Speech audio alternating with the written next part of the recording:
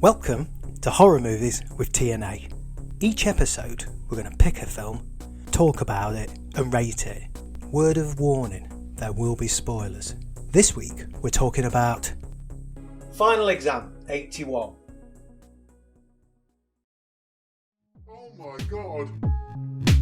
Oh my god. Elizabeth.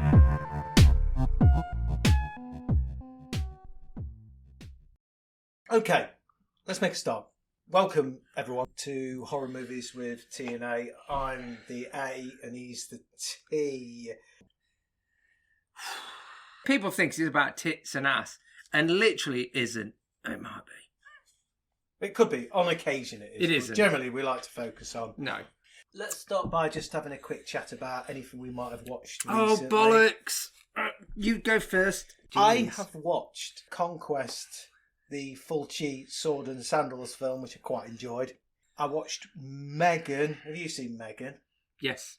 I thought that was all right. I watched Mardi Gras Massacre, which was a video nasty, and it's a kind of remake of Blood Feast, her show. Oh, is Gordon it? Lewis. I didn't know that. Interesting. I mean, not great. And I watched Heretic, the Hugh Grant one, which I thought was good, I haven't seen that. and Anatomy of a Fall, which I also thought was good. So, I watched Thanksgiving. Yeah, I've seen that. Not as good as the trailer for it, the Okay. fake trailer. Civil War, which I thought was really good. It's had mixed reviews. I really don't know what you were expecting from a film that was about an American Civil War in the modern times and how kind of depressing it is. Critically, it's got good reviews, but a lot of other people don't like it. What else did I watch? Immaculate, which I thought was on a par with The First Omen. Probably a bit better, to be honest.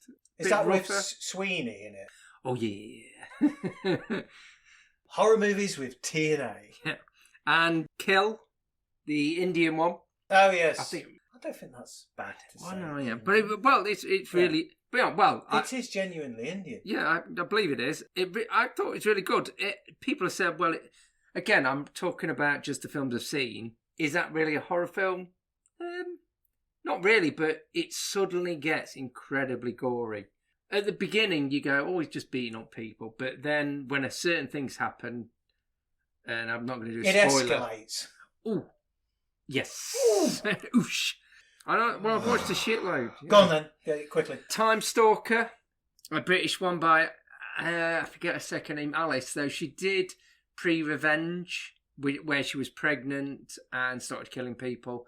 This one is where she jumps through different times, stalking this one man. I can't remember her surname. So Alice, who the fuck is Alice? I thought it was really good in the end. It's got average reviews, but I think it's nicely done, a small independent film, and I really liked it.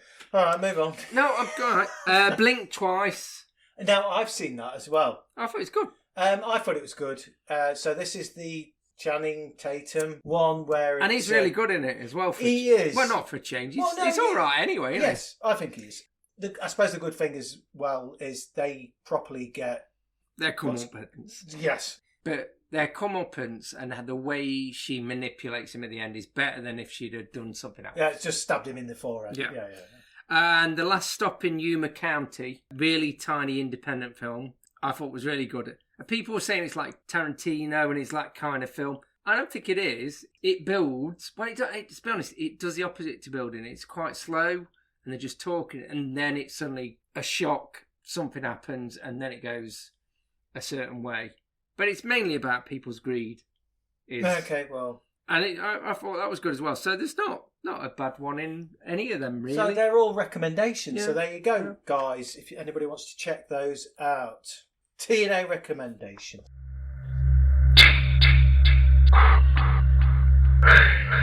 Today we are talking about Final Exam from 1981. Tagline, some may pass the test, God help the rest. Good tagline. Good tagline. Good poster as well. Yes. Very similar to the Friday the 13th Yeah. one, mind you. It's kind of, similar. Which is a silhouette, but you see the forest and people and behind. 1981 seems to be quite popular with us as well because we've done Possession, we talked about Halloween 2, The Buggans, Just Before Dawn, Inseminoid, Bloody Birthday, all films that came out in 1981. So obviously a good year for films. Well, I did, right, so I did mention to you that I watched a little documentary that was about this film. So not loads to say about it. More the background's interesting. But there was a writer's strike. So there was an actor's strike around 1980 when this was made. And one of them saw it as an opportunity to make a cheap film in this particular case. I can only imagine a shitload of other films were made at the same time that then got released in 1981. Hence, there's a fucking massive flurry of cheapo knockoffs of Halloween and Friday the 13th made at the same time. Yeah. So that's a background of why there was suddenly 1981 is a smorgasbord. Yeah, a busy period for horror movies. Some original, some kind of just, like you said, copies, but I suppose. Yeah, fine. So this was directed by Jimmy Huston, who wrote Running Scared, the Billy Crystal and Gregory Hines 86 vehicle. He co-wrote it as well, sorry. Oh, fuck you. But he co-wrote it, but yeah, he didn't direct a lot, but he co-wrote that, and then that's generally it. He didn't do a... He had directed a couple of things before, but not a lot. Now, I am going to say everybody pretty much involved with this film. I didn't extensively research this, but a lot of the cast didn't go on to do much else other than this film, so I didn't have much else to say about it. The music was by Gary S. Scott, who also did music for Roadhouse 66, oh my God, Deadly Force from 83, and he also did music on the Fame TV series. Yeah, the music on this, by the way, it's a rarity now. They released it on an LP in the 80s, but it's never been re-released. So if you've got a copy, good on you. I thought it was kind of like a bit of a combination of Halloween synth and the fog synth. It's very similar to those. Yeah. When it's doing the suspense bit, it is. But the closing end music, it's like off a comedy show that's musically romantic or something. It's weird. Like a staple TV movie kind of music at the end. Yeah. I think it's a rarity if you've got the album. I don't think it's very good, though. Okay. I'm going to race through the cast because I haven't really got much to say about these guys, but I still think they deserve a bit of credit. Courtney is played by Cecile Baghdadi. Wildman is played by Ralph Brown, and we'll get to all these people throughout the talk, I'm sure. Janet is played by Sherry Willis. Birch, she was in 86's Killer Party. Gary was Terry W. Farron. Elizabeth Mary Ellen Withers. Radish, Joel S. Rice. Lisa, Deanne Robbins, and Mark Johnny Fallon. The only interesting cast member was the coach, who was Jerry Elijah Rushing. Now, he's got an interesting life because he grew up as a delivery driver for the family business making illegal whiskey, and legend says that the TV show Dukes of Hazzard was based on his life. And Moonshine he was making, wasn't Moonshiner was another film that got made as well, actually, Moonshiner. But allegedly it was based on his life. Isn't he under a pseudonym in the film? Yes, he's got a different name on the credits, actually, but his actual name is Jerry Elijah Rushing. So there you go.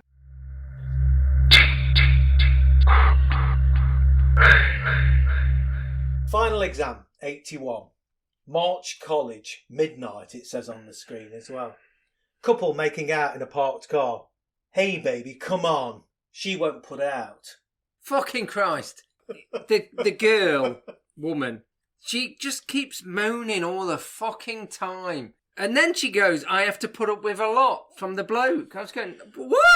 Well, she just wants him to tell her he loves her. Well, that's one bit. But before that, she goes, oh, I don't like it here. Can you hear that noise? She goes, put the top on the car. And he goes, yeah. And then start making out. He goes, can we go somewhere else? He goes, just put the fucking top up. What the fuck? And then she goes, oh, I don't know about this. And do you love me? Do you love me? Oh, for fuck. In their head, they're going, oh, for fuck's sake. I'm going to get a lot of haters, but she seems awfully high maintenance to me. Well, no, he's just trying to get his wriggle on, or whatever you want to call it. I'm not saying, and she seems up for it, but then she won't shut her fucking gob. For me, it seems like he just wants to get his moves on. He wants to demonstrate all of his moves, and she won't let him. No, and I'm fine with all of it, but it's a bit that really... She says something about, yeah, but you're high maintenance to him. Somebody starts rocking the car and he suspects it's some of the other guys fooling around until the roof of the convertible gets slashed with a knife. And this is what he says. Rather than going, oh, Jesus Christ, we're dying, he goes, what the hell, we're out of here. And then starts to drive the car off. Yes. It's got a bit... They've sliced the entire top of my car off. What the hell, we're out of here. He gets dragged out of the car. And then on the bonnet, yes, right in front of her, he gets, which is a running theme, the guy with the knife seems to want to put it up in the air, really high, and down really low, and then high, and then just a lot of stabbing. You don't see it go in. Generally a lot of stabbing, which is, fairly effective. What I will say is she screams, pause, scream, pause, and then a bit screaming while he's getting stabbed. And I've heard that her scream wasn't very good, so they overdubbed it with the final girl because she had a better scream. Yes, Courtney had a better scream, so they used that in other places in the film, so it was dubbed over, yeah, absolutely. Yeah. I mean, it's fucking annoying because it's not one continuous scream, it's... I mean, it's about that. So that's the initial scene, isn't it, of the slaughter. Yeah, and then you've got to wait another 45 minutes before anything else happens. Yeah, but the build-up is... And I shouldn't moan, because Halloween does a very similar things. You shouldn't. In fact, it's probably even longer. Well, I shouldn't moan in general, but all I would say is that builds up tension. This does not. We shift then to Lanier College. Is that what it's called? Lanier? Yeah, Lanier, yes. It seems like a pleasant campus. Kids with their banal conversation. Banal? Like anal conversation? Kids with their anal conversation. Banal. Courtney is talking to Mark. He needs to get an 82 on his chemistry test. Or else they'll stop paying for his car. So these are some of the interesting conversations we get.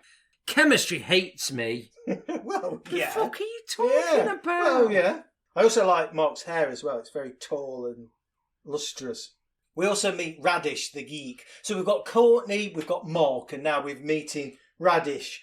He's very obsessed. He seems to be very obsessed with killers, doesn't he? And serial killers. Yeah. Very nervous, very obsessed. They're all out there, he says. By the way, in a lot of the films of the slasher era, you're meant to go, oh, it could be him, could be him, could be him. There's no kind of whodunit element. There's no guessing. Yeah, and I'm fine with that. It's just a big oath. Which the main stunt coordinator, by the way.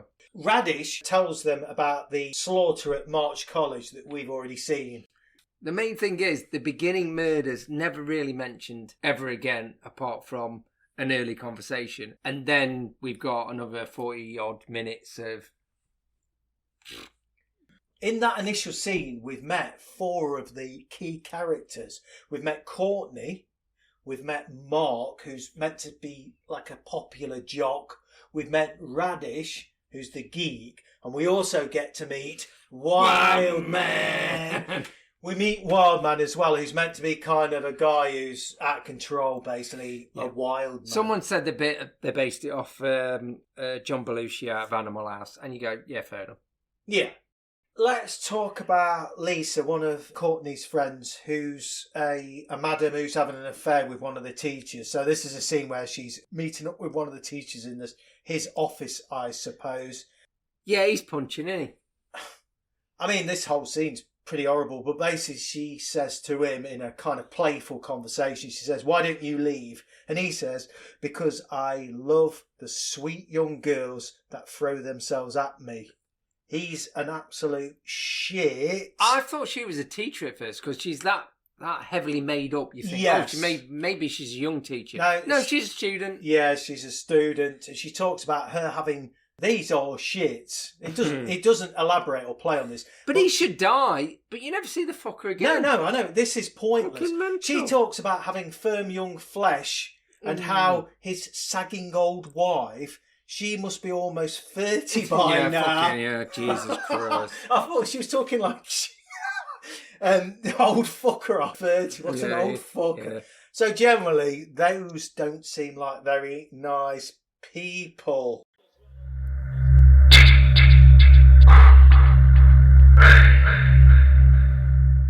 So anyway, they're doing a test, but Mark and Wildman have arranged a diversion during the test. Right, and this is fucking mental. Yes. And I don't think this absolutely would not be allowed. Absolutely not. Any film nowadays. So a van keeps driving slowly around the campus. Initially, I don't know whether it was trying to suggest it was the killer that's stalking their next prey, but when in fact... They've got machine guns and balaclavas on. Then they collect the bodies and put them in the back of the minivan and drive off, while lots of other people are screaming and going mental. Basically, Mark has arranged a prank where the fraternity, have a school shooting just so that Mark can ace his chemistry test, so his parents will pay for his fucking car. Again, I mean, that's it's all very weird because they jump out of the van and start shooting people, and people are dying on a school campus, which is too real. But it's the way you kind of know something's wrong because it's the way people react. People are still carrying on doing... The teacher goes out that's assessing or viewing the people doing the test, just sort of goes, what's going off there out there? And they carry on doing the test. And they've arranged all this, so the people who are in on the prank are all squibbed up. So they all get shot. It's fucking mental. And also, as well, Mark gets to ace his test as a distraction because of this happening outside. But the rest of the people in there are just carrying on with the test that don't know. And Wildman, who's in on it, who actually jumps in the van with the pranksters, he just hands in his test. He doesn't even get to ace his test, so he just fails it anyway. None of it makes any sense. It's all bullshit. Fuck me, it was unexpected in a horror film. I mean... Unfortunately, I think I had read a bit about it. It comes out of nowhere. Yes. It's added at least 1.5 points on my fucking score. That one bit, because I went, what the absolute fuck's going off now? Final exam, 1.5 out of 10. But there's a weirdness about it, which probably could happen in real life, where if you were doing a test of think, I need to do this because this is going to mean something for my future...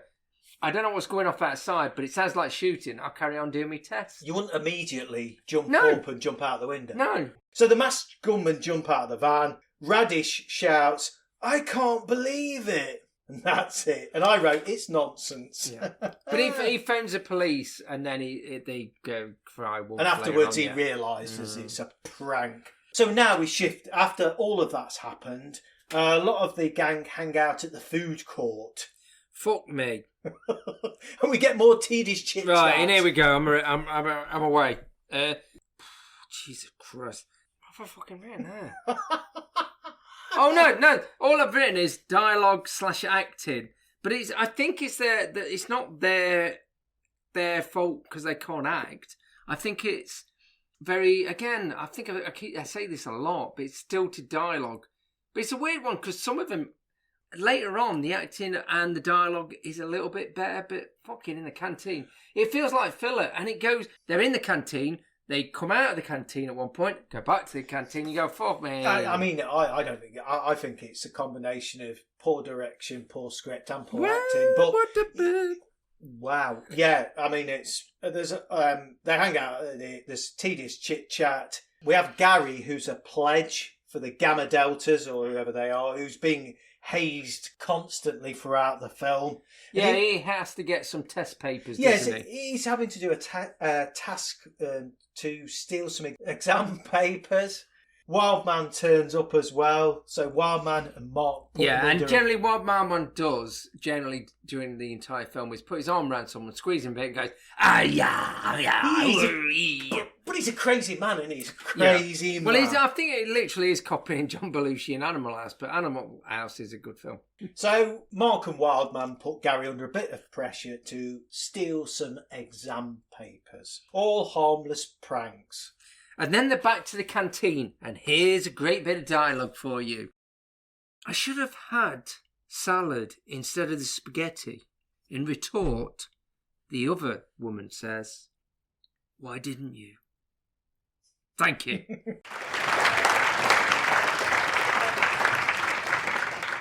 There is actually a bit where I thought was okay, where the camera travelled down on dumb waiter, which just... Oh, yeah. It goes back to later on, which is a very good shot, actually. Yeah, that is a so good shot. I will give that credit. Then the sheriff, who seems to be copying J.W. Pepper, turns up to question the school about recent reports of a shooting. He says, We was told there was a shooting, a multiple shooting at that. Now we better find a multiple shooting, or somebody's going to wish that a multiple shooting was all the troubles he had.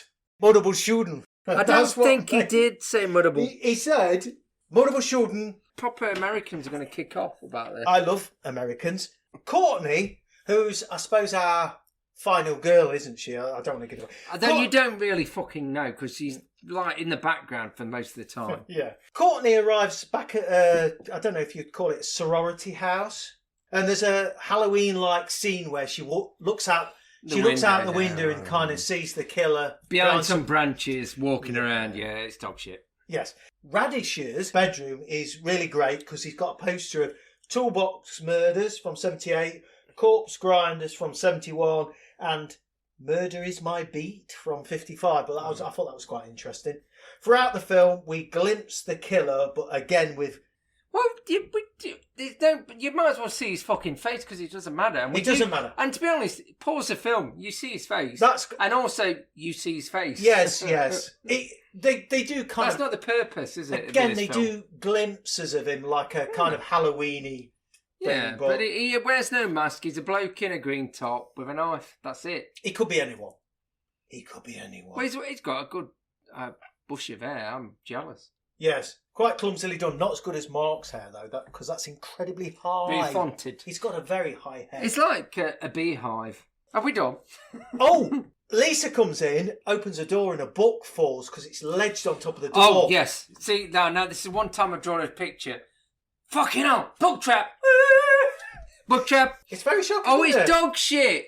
Because, right, so she wanders around for a bit, then goes back to her room and goes, where's my book gone? And this other fucker, whatever her name is, Lisa, comes in and goes, oh, let me open this cupboard. And you can see there's a fucking book on the top if you look. Oh, she doesn't see it though. No. And she moves it and it falls to the floor. I don't know whether that's meant to be a shock. And she goes, oh my God, what have you done? It's a book on the top of a door, mate. It's a jump scare. She doesn't see it. What? It's not a fucking jump scare.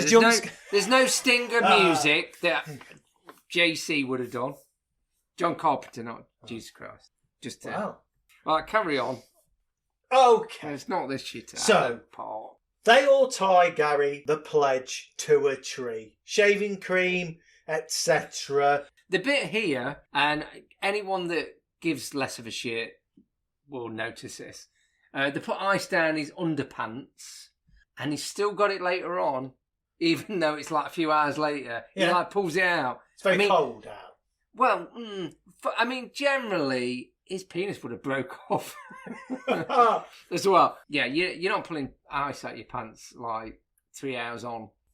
Yeah. I'm going to get a T-shirt made with that. You're not pulling ice out your pants. They're timed. All part of this hazing. Extinguisher, cream, and ice down his pants. The only thing I did notice was... when he's tied up. Yeah. I don't know. He seemed to have blood on him as well, but I don't know whether that... I don't know whether... scratched him or something. I don't know. Was that blood? I thought it was like just some red jammers. Well, they put goo on him. They put red goo on him. Put the red goo on him. That's extra hazing. Anyway, I wrote here, he gets treed. I'm sure they said that. Treed. Oh, well, maybe that's... Maybe I've just made it up, but he tied up and he's been treed. And then it's back to the dorm for more shite chat. Well, at 53 minutes, they say, what are you playing? Solitaire. Oh my God, Elizabeth. What are you playing? Solitaire. Oh my God, Elizabeth. I'm going to make a song out of that. Back outside at the tree with Gary, the killer jumps down out of the tree and stabs him. Yeah, generally, good old arm swinging in the air, swing back down, swing in the air, swing back down, swing in the air. But yeah, I've got a comment. actually, it's not a bad bit. It's not a bad bit. He suddenly there's a lot of bits where it make no fucking sense, but I'm not going to make a big deal out of it because it's a slasher.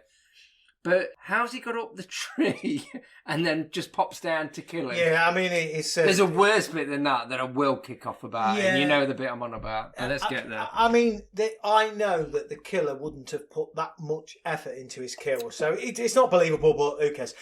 Janet arrives looking for Gary, and she's searching for him. And Gary Action. She's looking... Sorry. Yeah. Stop. Janet arrives looking for Gary Action, and she follows a silhouetted figure onto a rooftop. She's killed at this point. I'm not going to talk about it because she's killed off screen. Yeah, it's really, really forgettable. Absolute dog shit, that bit. Now, at this point, because the killer is on his killing spree, it's fully into his killing spree, we've got Wildman breaks into the school. I think he's trying to steal some pills. This is okay, this bit. Yes. One of the only bits I thought was okay was Wildman on the basketball court. A good bit is when Wildman is on the basketball court. Wildman turns the main lights on and the killer is silhouetted.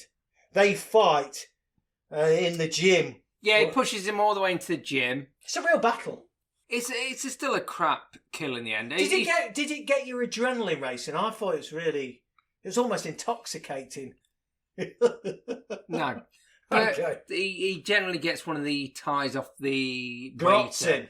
With some of the gym off the equipment. way, yeah, and it goes. And I've read that the guy literally passed out because they didn't do it quite right, so he did literally get garroted. Oh, he got garroted. And so the director had to intervene and go, "Oh shit, sorry, mate." And yet his acting was still so Oh, shit. yeah. Oh, it's a wild man, so you know.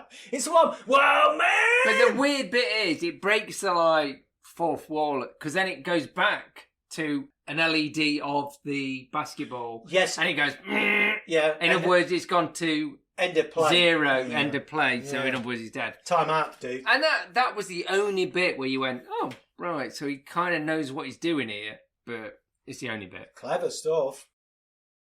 No.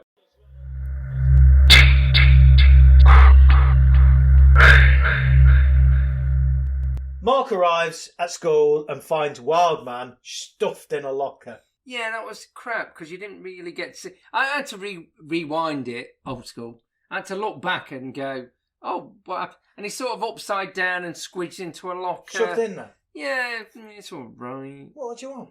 I want to see his squodgy face. What do you want in your locker, cocker? He runs, but when the killer jumps out of a barrel... Right, here we go. This is where I'm going to kick off about this bullshit. Oh, wow, you've got a problem It's with all this. unrealistic. Horror films are unrealistic. I get that. So get fucked, you know. But... He's hiding in a barrel. So, he doesn't know where that guy's going to go. That's one thing. He's deciding. Yeah. I'm going to wait. Yeah. And then Mark never goes in that room and he's just hiding. He's there 20 years later. He's just hiding. Absolute bullshit. But I don't mind. It goes, oh, he might go in there. So that's fine. No. But he can't see a shitting thing No, he's just in hiding. the barrel. He'll come eventually. So Somebody's going to... To be honest, he can't. And also, the lid's on, sealed, so he can't really hear very well. I thought it was the best kill, though. Oh, no. Absolutely agree. It's the only one that... Well, it did. Nothing made me jump in this film, but it made me go, okay. It's like it reminded me of Halloween 2 in a way, where he jumps up behind a settee and goes, me. It was okay. Apparently he's still in there to this day. I know, but the point... It made me laugh because I thought... He was there for hours, jumped out, stabbed the kitchen staff the following day. That was it. Oh, sorry about that. Then Radish turns up and finds Mark's body in a locker. Another locker. Oh, no. The locker Mark acting is... He's just kind of hanging in there. I know. Isn't he? Well, he just and he keeps pushing him back. And I'm sure he was going, fuck's sake, whoever was played Radish was going, Jesus Christ, okay. Yeah, I know, you're meant to fall on me, but just get in the fucking locker because he falls out about 3 times. Just show me face one more time. There we go. I did quite like, out of all the characters in the film, actually Radish was okay. Only because you like it. I like him. I saw a lot you're of like Radish, aren't you? I saw a lot of myself in him. Radish, in a panic, this is dramatic, returns to warn Courtney. At this point, the killer grabs him through a door. It's a paw kill because, again, we don't see anything. Courtney returns to find Radish dead, head through the door, strawberry sauce. At first, actually, she thinks Radish is just playing up, but then she realises, classic prank, dead. Lisa's next, who's meant to be meeting up with her teacher, so these are both shits anyway. Okay editing, actually, when she gets killed. I thought the editing of the stabbing from the killer was okay. Yeah, I know. With splashes of blood. What I would say is she doesn't literally turn around and look at the person that's just walked in the door until the last minute, until her face gets absolutely squeezed off. Yes, she's being seductive because she thinks it's the teacher. Yeah, so but she's saying things but like... you can look at the person walking in. She's saying things like, you want to see my... No, you want to see my firm flesh and all that kind of business. So, and then the killer grabs her and stabs her. So that's absolutely fine. Yeah. We're about an hour. Again, he does a lot of the in the air and down again. Yes, all of that. About an hour and a quarter in. Courtney, now frantic, races back for Lisa and Dr. Reynolds, the teacher. Bit of a shot where Courtney's shouting for people as the killer descends the stairs in the background. Again, I thought was okay. She opens the door to find him. This is kind of the final battle. She opens the door and he's stood there. I suppose it's meant to be a bit of a shock. I'm not sure it actually works, but this is meant to be the final battle anyway. So in the college, in the kitchen, the killer comes down the dumbwaiter. Yeah. I don't know how that works, actually. I know, yeah. Dropping down. It's just a lift, but yeah, they must have worked it out because he literally is coming down it, and it's a good shot. And it goes back to what happened earlier, where the earlier shot, where you see they just put a camera in the dumbwaiter and it went down and moved along. But yeah, you see his feet, and then it comes down. And it's a good shot. Absolutely, probably the best shot in the entire fucking film. Yeah, at one point, Courtney tricks the killer and clats him on the back of the head and locks him in a freezer. And this is hilarious, though. So he locks him in a freezer, and then she sort of wanders off and goes, "Oh, you've done that." And then he just opens the door, the other end of the freezer, and goes, "Oh yeah, you know, there's another door here, mate. You do realise you haven't locked both the doors. This is a big freezer. It's got 2 doors." He says, "Think it through." Courtney eventually makes her way to the college bell tower. She shouts down to the coach. Oh yeah, the coach suddenly turns up and starts running with his massive belly, a crossbow. Bow and arrow. Sorry, bow and arrow. Yeah, this is good. Did you see the bit where the killer goads the coach to fire his arrow and then catches it mid-flight and then stabs the coach under the arm with it? Yeah. I read also, again, that, you know, the stunt he actually did, as he was falling backwards, he dislocated his shoulder. Oh, did he? Silly bastard. Yeah. But I thought it was quite, good, actually. He shoots him and he goes, "I'll put your head on my wall." Yeah, like a trophy. Yeah. But then the killer just catches the arrow, which is bullshit, obviously. And then he walks downstairs and rather than with his knife stabs him, he goes, "You know this arrow? Right up, yeah." And just stabs him with the arrow and he falls down. And Coach falls down the stairs. I don't know. And they carry on a fight upstairs. Yeah, but I don't know. Would you be allowed with a killer to have him like a stag on your wall, his head? I don't know if you would be able to do that. Yeah, I think you can. Oh, it's America. You can do what you fucking want. Cut this bit out. Land of the free. The killer goes up the bell tower. His foot goes through a floorboard, getting stuck. So Courtney batters him over the head with a bit of 2x4 continuously. Yeah. And again, this is probably bullshit, but I saw it on a documentary, so it's half bullshit. Because the main killer is the stunt advisor and does most of the stunts. And he said, "Use a proper bit of wood to hit me. I'll put something on my back." So that's a proper bit of wood. Which I don't think, it doesn't look too rubbery. She's properly going for it as well, isn't well, she? no, it's not. I don't think she's properly going. It's the length of time. Courtney's going for it. It's a good 30 seconds of battery on his back. Yeah, and then he sort of crawls into the middle of this big bell tower. Yeah, he's kind of at the point where she keeps hitting him and he's hanging on. And then she finally hits him and he falls down the bell tower. I actually thought the editing of him falling actually was a bit Jackie Chan.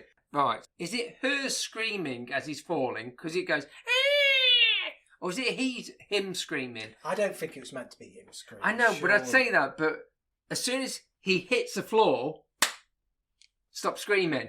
So she must go, oh, is it the fall? That must have been the killer screaming. Well, Now you said that. But no, but it goes, and as soon as he hits the floor, she stops screaming, which doesn't make a lot of sense. But then it can't be him unless, great, he's got a very high-pitched scream when he's falling. Which I like But it seems like it is. Why would she scream when he's falling, though? I would love if after all that, the killer had a really high-pitched voice. He's fallen down the bell tower. He's dead. That's it. Yeah. He's dead. That's it. So that's it.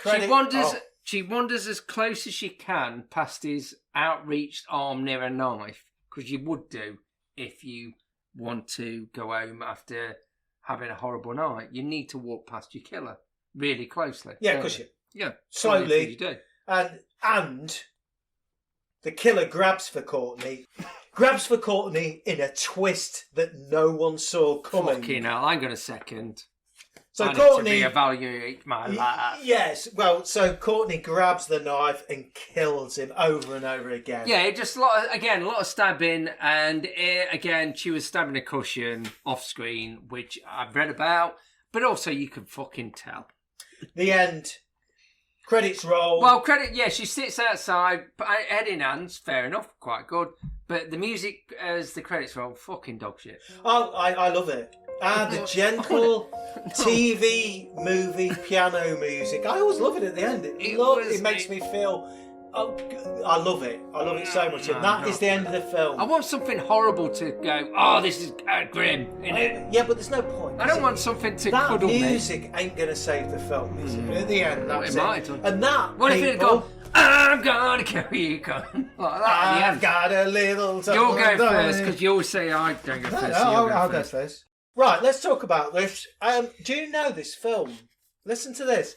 Well, while not prosecuted for obscenity, I mean... was it? Yeah, video nasty. The film was seized and confiscated in the UK under Section 3 of the Obscene Publications Act during the video nasty panic. I mean, Correct. What they found to be offended by this, shit only knows. Well, actually, during the time, there wasn't that many shootings. So maybe it could have been about that. The shootings. I mean, so that could have been the bad bit, because the rest of it isn't. I've also heard that they cut the film down because it was going to be an X-rated, so they cut some of it down in terms of the stabbings of blood. I mean, God, the school shooting bit. Yeah, sorry, that would absolutely not fly these days. No. In those days, maybe, but yeah. There's a bit where he gets stabbed in the stomach. We don't see it, but in the uncut version. Well, in the version we see, you can see a little bit of a knife sticking out of it. You know the bit in the kitchen? When he jumps out the barrel? No. Because he stopped him from the front and you see it come out the back. To the bloke. Oh, right. Okay. To the actual killer. The killer. He gets stabbed by her, but we don't see that bit because Because if you watch the film, there is a bit, if you look, where he's got a knife sticking out of him. And you go...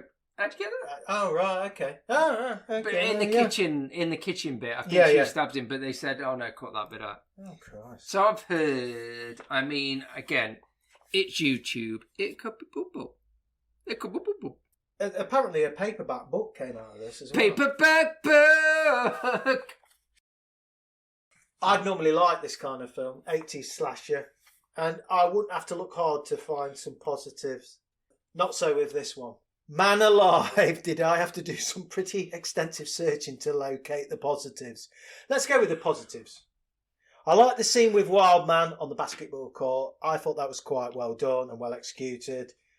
However, it did lead, I thought, to an anticlimactic kill, although you say he passed out, so that's fine. I like the way the killer wasn't given the spotlight and became almost a faceless killer. I completely dig that.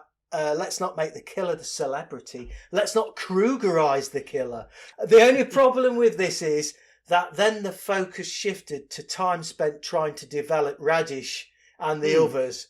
And we had to endure more and more banal, ham-fisted conversations with Beta, Gamma, Delta sorority, which, I mean, I find normally these conversations in the slashers test my tolerance, but this film pushed me to my very limit.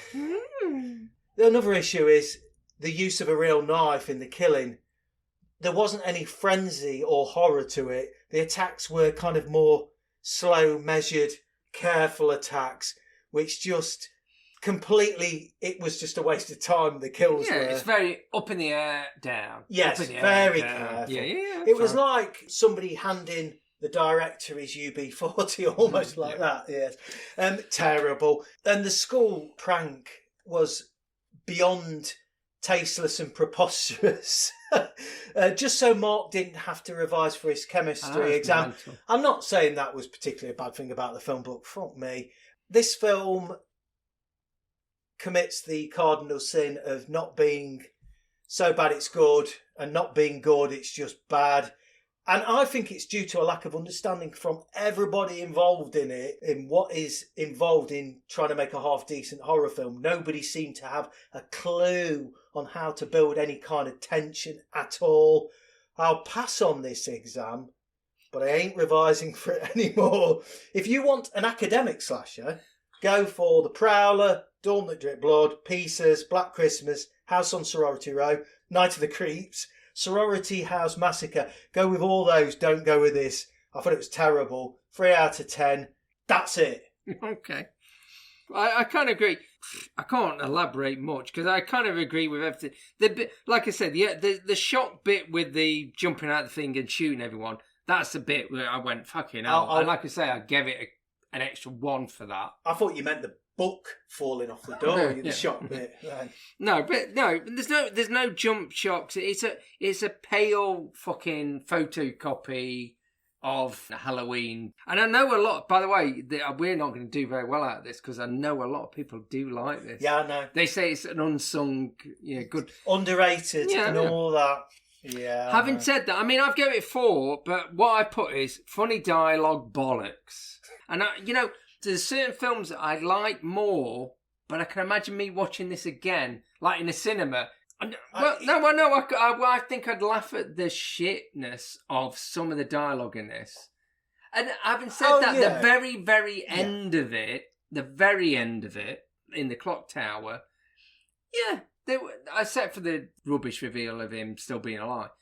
But I think we have seen worse that I've given more to in a way. But you're right, there is a massive, there's a desert of tedium, I think, in the middle. It is as bad as you think, but it is quite funny in parts. It is, I disagree with you in that it is bad enough for me to laugh at points. It's mediocre for the most of it, but some bits you go, Jesus, that's awful. That's terrible. I'm going to laugh at this bit quite a lot. But there's a lot where I go, that's hilarious. I don't know what you were thinking there. So, but I still only give it 4. But in a weird way, I don't know why. I probably would watch it again. I've got a real tolerance for these kind of films, and apart from the multiple shooting. I can't even say multiple. Multiple shooting? No. Motorboat shooting. Motorboat shooting. I don't know. Yeah, motorboat. I wouldn't recommend it, but if you love the film, I love you. And that was yet another episode of Horror Movies with TNA. And as always, like, subscribe. Thank you very much for listening. And if you've got any ideas or comments or whatever, just freaking say. I mean, Jesus. Whatever. Oh, yeah. Goodbye, everybody.